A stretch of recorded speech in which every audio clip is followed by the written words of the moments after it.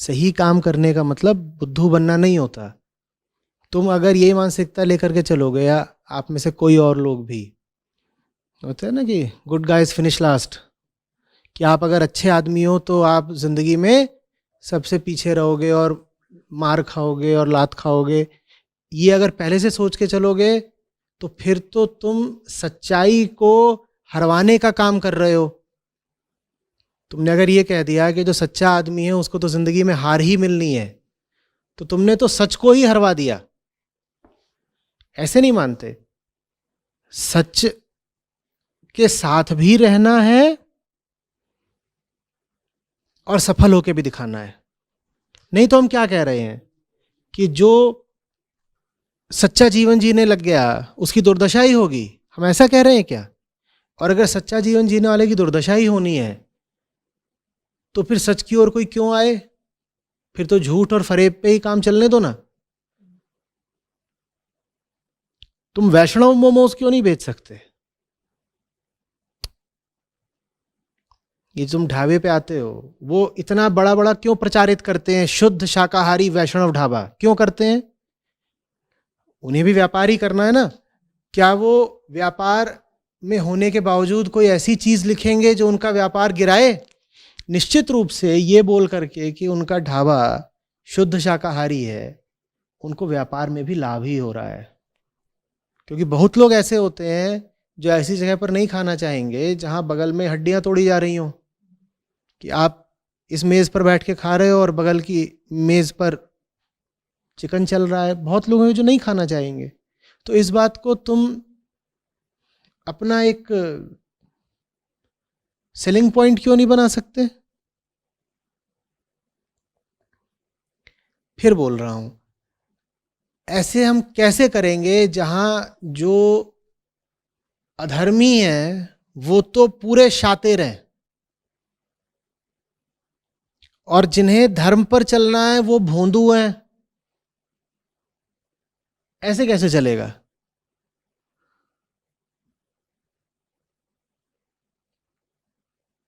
कृष्ण जैसा होना पड़ेगा ना,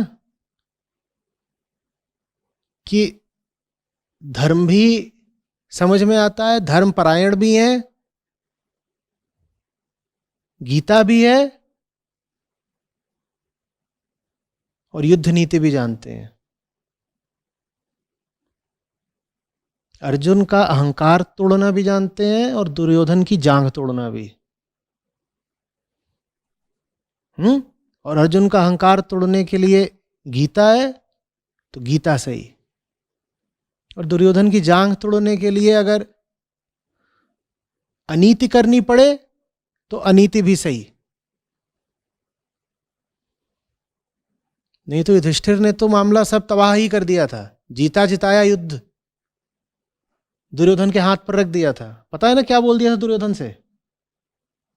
वो छिपा हुआ था तालाब में, तो उससे बोलते हैं कि अच्छा ठीक है, तुम चुन लो इन हम पांचों में से तुम्हें किससे युद्ध करना है, और अगर हम पांचों में से तुमने किसी एक को भी हरा दिया तो सिंहासन तुम्हारा है।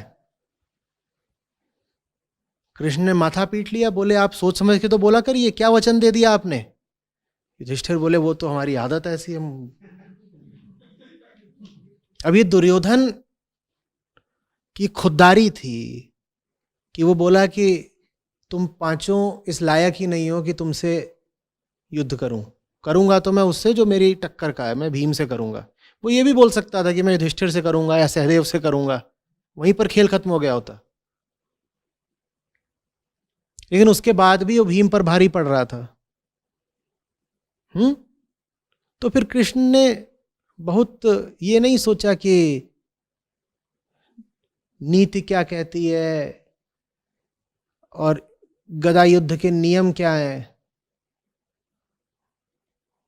उन्होंने कहा कि अगर सब कुछ नियमानुसार ही हुआ तो आज ये भीम को तोड़ देगा। तो उसको इशारा करा कि मारो, नीचे मारो, कोई बात नहीं, मार दो। ऐसा धार्मिक आदमी चाहिए आज।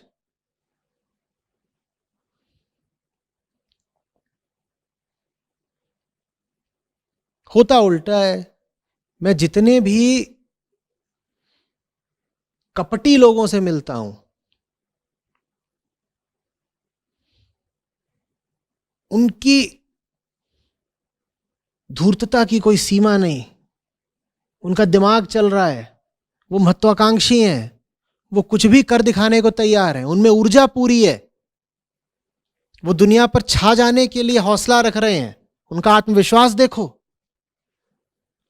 और मैं जितने भी तथाकथित सच्चे लोगों से मिल रहा हूं, वो ऐसे हैं कि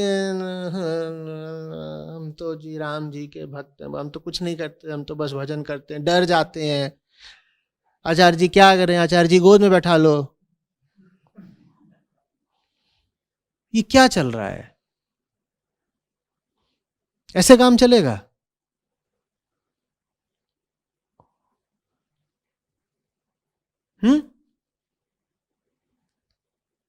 तुम ऐसे समय पर पैदा हुए हो जो इतिहास का सबसे भयानक संक्रमण काल है। संक्रमण से मेरा मतलब कोरोना नहीं है। संक्रमण काल मतलब इस समय आदर्शों का, धर्म का जो संकुचन है, जो त्रासदी है, वैसी कभी नहीं देखी गई। और आज के समय में अगर तुम गोलू बन के बैठ जाओगे, भोंदू बन के बैठ जाओगे, तो फिर तो अधर्म ने मैदान मारी रखा है। वो लोग तो जीते ही हुए हैं, नहीं जीते हुए हैं। सारी सत्ता उनके पास, ताकत उनके पास, पैसा उनके पास, वो तो छाए ही हुए हैं, संगठित वो हैं। उनको कैसे हरा पाएंगे फिर हम?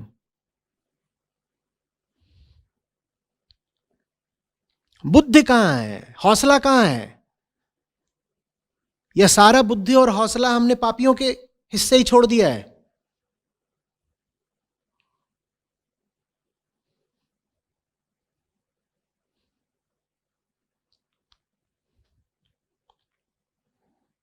पापा ने कह दिया चिकन सूप बेचो, तुम शुरू कर दो मुर्गे मारना। अरे मना ही कर रखा, ये मुद्दा भी क्यों है आज की चर्चा में? वो प्रेशर कैसे दे पा रहे हैं तुम्हें? तुम गद्दे हो। वो भी आ जाते हैं काउंटर पे सामान वामान देखने के लिए, इस तरीके से। क्यों आ जाते हैं? तुम्हारी दुकान है, पापा को तो मना नहीं कर सकते। क्यों नहीं मना कर सकते? दुर्योधन तो भाई था भीम का, वो जांग तोड़ सकता है, तुम पापा को नहीं मना कर सकते?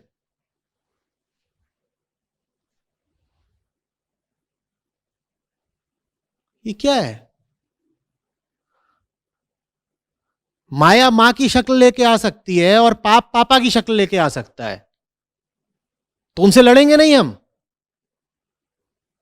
बोलो।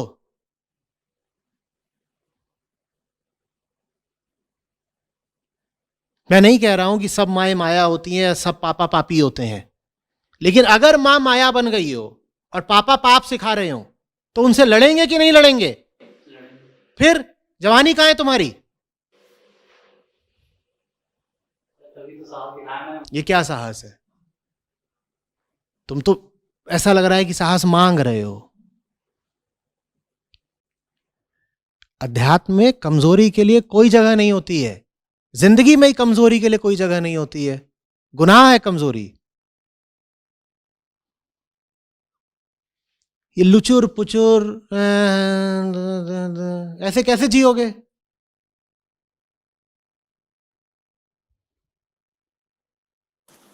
और सर जहाँ मैं काम करता हूँ, मतलब वहाँ पे ये सब मतलब सारे सैंडविच सर्व होते हैं, तो फिर उसमें ये भी नॉन वेज भी सर्व होता है, वेज भी सर्व होता है, सारे सैंडविच सर्व होते हैं। तो इसी बात को प्रेरणा बना करके कुछ और शुरू करो ना। देखो, खुद को अभिव्यक्ति देने का एक अच्छा तरीका होता है स्वरोजगार। स्वरोजगार में रोटी भरी नहीं कमाते हो। अपने भीतर की सृजनात्मकता को एक आकार भी देते हो।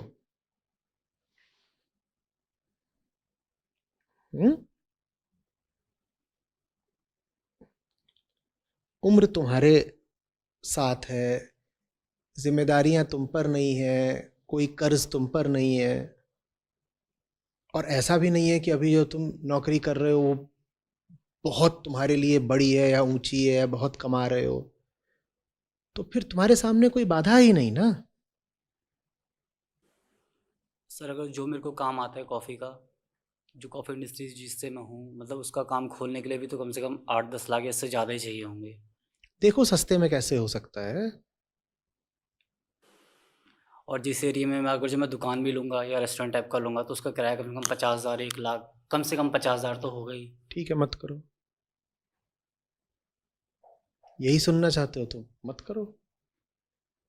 कोई भी काम आसान तो होता नहीं। तुम जिसके सामने अपनी मजबूरियां गिना रहे हो, अगर उसने अपनी मजबूरियां गिनी होती तो तुम उसके सामने नहीं बैठे होते। तुम तो फिर भी कोई ऐसा काम करने जा रहे हो जो काम कहलाता है।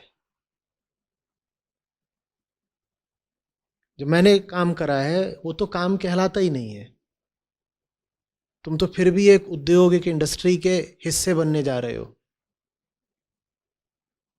और मैं ही अगर ये काम करने के विरोध में तर्क ढूंढने लग जाता तो मुझे एक नहीं 100 तर्क मिलते।